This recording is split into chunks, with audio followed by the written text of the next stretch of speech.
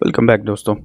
इस लेक्चर में हम लोग मज़ीद टैग्स की बात करेंगे। बाय द वे, जितनी टैग्स यहाँ पे मैंने इंट्रोड्यूस कराई हैं, ये सारी की सारी टैग्स नहीं है। Of course you can understand, website जो है वो इन टैग्स के मिल के नहीं बनती। There are many other tags. However, अगर मैं आपको W3 स्कूल पे ले जाऊँ तो you will see ton of tags. लेकिन उन टैग्स को देख के आपने परेशान नहीं होना, क्योंकि उसकी वजह यह है कि उनमें से 90% टैग्स जो है वो आप अपने करियर में, मैंने भी अपने वेब डेवलपमेंट करियर में कभी यूज़ नहीं की।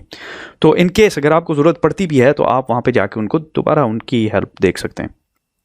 ओके, तो यहाँ पे देखिए, मैंने यहाँ पे आपको लेफ़्ट साइड पे कुछ टैग्स नज़र आ रही हैं, राइट। ये देखिए HTML टैग्स यहाँ पे अगर आपको नज़र आ रहा है तो, और I guess now you can not C.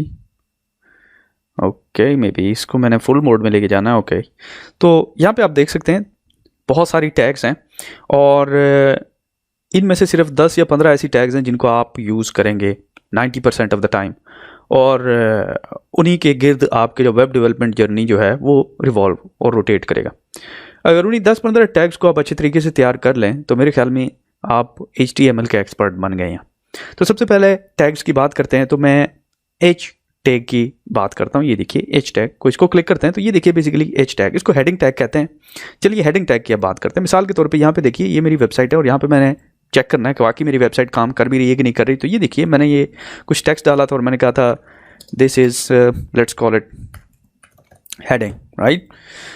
This is body, मैं इसको बॉडी कह देता हूँ क्योंकि ये बॉडी टैग में है, ठीक है। इसको Ctrl+S करता हूँ, ये सेव हो जाएगी। इसको रिफ्रेश करते हैं तो आप देखेंगे कि ये बॉडी यहाँ पे आ गया हुआ है, राइट। अच्छा, अब हम हेडिंग टैग की बात करते हैं। हेडिंग टैग जो है वो बेसिकली टेक्स्ट को हेडिंग देने के लिए होती है। तो 6 हेडिंग टैग्स होती हैं सीक्वेंशली 1 2 3 4 5 एंड 6। जो 1 होती है वो सबसे बोल्ड, सबसे बड़ा टेक्स्ट होता है। तो चलिए मैं H1 से शुरू करता हूँ। ये देखिए, हम एक टैग शुरू करते हैं एंड इसको कहता हूँ H1, राइट। गुड। जब आप एक टैग शुरू करते हैं तो उस टैग को क्लोज करना भी होता है, राइट। मैं यहाँ पे क्लोज कर देता हूँ और क्लोजिंग साइन होता है \। गुड, ये देखिए। अब इसके दरमियान मैं लिखता हूँ दिस इज हेडिंग 1, ठीक है। हेडिंग H1 कह देता हूँ, राइट। ओके, मैं इसको सेव करता हूँ और रन करते हैं। तो आप यहाँ पे देख सकते हैं कि ये बेसिकली हेडिंग 1 का टेक्स्ट आपको बॉडी के टेक्स्ट की निस्बत से कितना बड़ा दिखाई दे रहा है, राइट। जैसे कि मैंने आपको यहाँ पे बताया कि मैं इसको टैब कर देता हूँ, मैं इसको टैब कर देता हूँ ताकि विजुअली जो है हमें देखने में मसला ना हो। मैं इसको थोड़ा सा बड़ा कर देते हैं। गुड। तो जैसे कि मैंने आपको बताया कि 6 टैग्स हैं। मैं इसको सारी तो नहीं लिखता हुआ, पर सिर्फ लेट्स से 2-3 टैग्स लिख देते हैं। ये देखिए, ये H2 है, ये H3 है, राइट। और यहाँ पर भी H2 और H3 है। H2 H3, right. कूल। मैं इसको सेव करता हूँ, इसको रन करते हैं। आप तीनों हेडिंग्स में फ़र्क देखेंगे। ये बेसिकली 2 हो गया, ये बेसिकली 3 हो गया। अब मैं इसको सेव करता हूँ, इसको दोबारा रिफ्रेश करते हैं and now you can see कि हर हेडिंग में कितना जो टेक्स्ट का फ़र्क है वो कितना आ रहा है। एक्सीलेंट। चलें अब एक और टैग की बात करते हैं। ये तो हेडिंग देने के लिए है ना। व्हाट इफ़ आपको एक लार्ज बॉडी ऑफ टेक्स्ट लिखना पड़ जाए, बड़ा टेक्स्ट लिखना पड़ जाए, जैसे एक पैराग्राफ है, जैसे एक ब्लॉग पोस्ट है, तो उसको कैसे लिखेंगे? उसके लिए पैराग्राफ टैग होती है। यहाँ पे देखिए, मैं इसको नीचे ले आता हूँ। पैराग्राफ टैग को P से रिप्रेजेंट करते हैं और अगेन उसको ऐसे P and then you close it, right. अब यहाँ पे आप लिख सकते हैं this is large body of text, ठीक है। एक्सीलेंट। और अगर मैं इसको यहाँ पे सेव करता हूँ, राइट, और इसको रन करते हैं तो यहाँ पे देखिए कि यहाँ पे आपको नज़र आ रहा है this is large body of text, और ये एरो जो है बेसिकली ये एक्स्ट्रा एरो है। मैं इसको दोबारा रिफ्रेश करता हूँ सेव करके, तो अब आप यहाँ पे लार्ज बॉडी ऑफ टेक्स्ट देख रहे हैं। बाय द वे, ये text can be as big as you like, ठीक है। और इसको दोबारा सेव करके रन करते हैं। गुड। तो ये आपको नज़र आ रहा है यहाँ पे टेक्स्ट, राइट। अब सवाल ये पैदा होता है कि व्हाट इफ़ मैं इस टेक्स्ट को जो है इस पैराग्राफ टैग में ना डालूं। चले डाल के देखते हैं, ऐसा करके देखते हैं। ये देखिए, मैं इसको किसी टैग में नहीं डाल रहा, राइट। अब इसको मैं सेव करके दोबारा रन करता हूँ। तो आप देख रहे हैं कि 2 टेक्स्ट आ गए हुए हैं। एक बगैर हेडिंग वाला है और एक एक पैराग्राफ के बगैर है और दूसरा पैराग्राफ के अंदर है। एपरेंटली अगर आप देखें तो दोनों में कोई फ़र्क नहीं है, और ये फ़र्क ना देख के आप शायद सोच रहे हो कि यार दोनों में फ़र्क तो है नहीं, फिर जो पैराग्राफ टैग है उसका क्या फ़ायदा है। उसका फ़ायदा अभी आपको नज़र आएगा। ये देखिए, मैं इसी टेक्स्ट को दोबारा कॉपी करता हूँ और कहता हूँ Ctrl+C और let's put it 2 more time, ठीक है। और ये देखिए पैराग्राफ को कॉपी करते हैं, ठीक है, और let's put this paragraph 2 more time, ठीक है। तो सेम टेक्स्ट को 2 दफ़ा मैंने कॉपी किया और सेम पैराग्राफ वाली जो टैग था उसके टेक्स्ट को 2 दफ़ा कॉपी किया, राइट। तो 3 दफ़ा टोटल 3 दोनों हो गए। मैं इसको सेव करके दोबारा रिफ्रेश करता हूँ।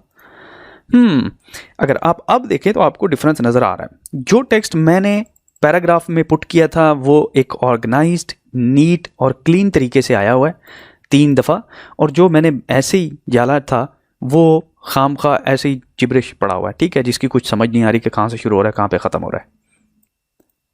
चलें, मैं आपको एक ट्रिक बताता हूँ। अब इस टेक्स्ट की हमें ज़रूरत नहीं पड़ेगी, राइट। और हर दफ़ा हम ये भी नहीं चाहते कि ये हमें जो है लिखना पड़े टेक्स्ट इतना, ठीक है। तो अगर यहाँ पे आप लोरिम लिख के टैब प्रेस करते हैं, ठीक है, लोरिम लोरिम और टैब, तो एज यू कैन गेस यहाँ पे जो है पूरे का पूरा पैराग्राफ आ जाएगा आपके पास। और LOREM tab, good, and here as well LOREM tab. तो अगर आप इसको सेव करते हैं, रिफ्रेश करते हैं, तो हमारे पास ये देखिए प्रॉपर पैराग्राफ्स जो है डिस्प्ले हो रहे हैं। एक्सीलेंट। अब नॉर्मल कन्फ्यूजन दोस्तों अक्सर लोगों में ये होती है, और मैं ये नॉर्मली देखता हूँ वेब डेवलपर्स के अंदर, कि वो टैग और एलिमेंट को इंटरचेंजेबली यूज़ करते हैं। हाउएवर यहाँ पे मैं आपके लिए क्लैरिफाई करना चाहूँगा कि ये दोनों सेम चीज़ नहीं है। एक टैग जो है ये बेसिकली एक टैग है, जैसे कि आपको H1 नज़र आ रहा है, राइट। ये देखिए H1, ये एक टैग है, राइट। हाउएवर H1 के अंदर टेक्स्ट मिला के यहाँ पे अगर आप देखें ये सारा, ठीक है,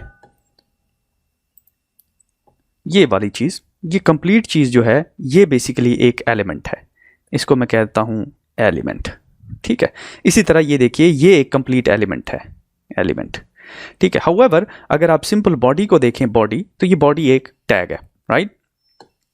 ओके, अब मैं आपको एक और टैग इंट्रोड्यूस कराने लगा हूँ। वो टैग ये है कि मिसाल के तौर पे ये देखिए, अगर मैं इसको लोरिम स्पोजिम को प्रोमिनेंट करना चाहता हूँ तो उसके लिए मेरे पास एक टैग है जिसको बी टैग कहते हैं, या फिर उसको बोल्ड भी कह सकते हैं।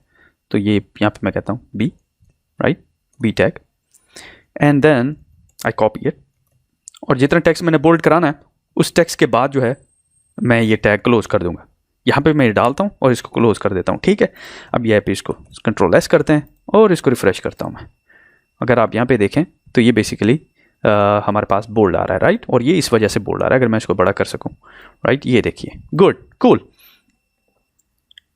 ओके, तो सो फार सो गुड। यहाँ पे मैं इस लेक्चर को क्लोज करना चाहूँगा। हाउएवर एक शॉर्ट नोट जो है वो मैं आपकी नज़र करना चाहता हूँ, और वो ये है कि टैग्स जो है over the course of time ये इवॉल्व हुई हैं, ठीक है। और जिस तरह मैंने कहा ये इवॉल्व हुई हैं, इसका मतलब ये है कि जो बोल्ड है या इटैलिक टैग्स हैं ये बेसिकली ये भी इवॉल्व हुई हैं। उसकी रीज़न ये है कि जितनी तेज़ी से टेक्नोलॉजी इवॉल्व हुई है, जैसा कि PCs से टैबलेट्स और फिर फ़ोन्स, और उसके बाद वेबसाइट का रिस्पॉन्सिव हो जाना, तो उस रीज़न से ये जो है इवॉल्व हुई हैं। इसलिए अब most of the time, let's say all the time, ये जो बोल्ड को रिप्रेजेंट के लिए स्ट्रॉन्ग यूज़ किया जाता है, राइट। अगर आप यहाँ पे देखें स्ट्रॉन्ग, राइट, और इस टेक्स्ट को मैं स्ट्रॉन्ग के दरमियान डाल देता हूँ तो रिजल्ट बेसिकली सेम रहता है। यहाँ पे ये देखिए Ctrl+V, और इसकी अब हमें ज़रूरत नहीं है बी की, and here this is what we don't know, right, cool. अगर अब मैं इसको सेव करता हूँ और रन करता हूँ तो you won't see any difference. आपको यहाँ पे कोई डिफरेंस दिखाई नहीं देगा जो कि एक्सपेक्टेड है। ओके, तो यहाँ पे मैं इस लेक्चर को क्लोज करता हूँ, और ये जो एवोल्यूशन है टैग्स का, और ये देखेंगे कि ये एवोल्यूशन किस तरीके से आया और ऐसा ही क्यों हुआ कि बोल्ड को स्ट्रॉन्ग क्यों कहा गया, ठीक है। तो इस लेक्चर को क्लोज करते हैं। See you in the next lecture.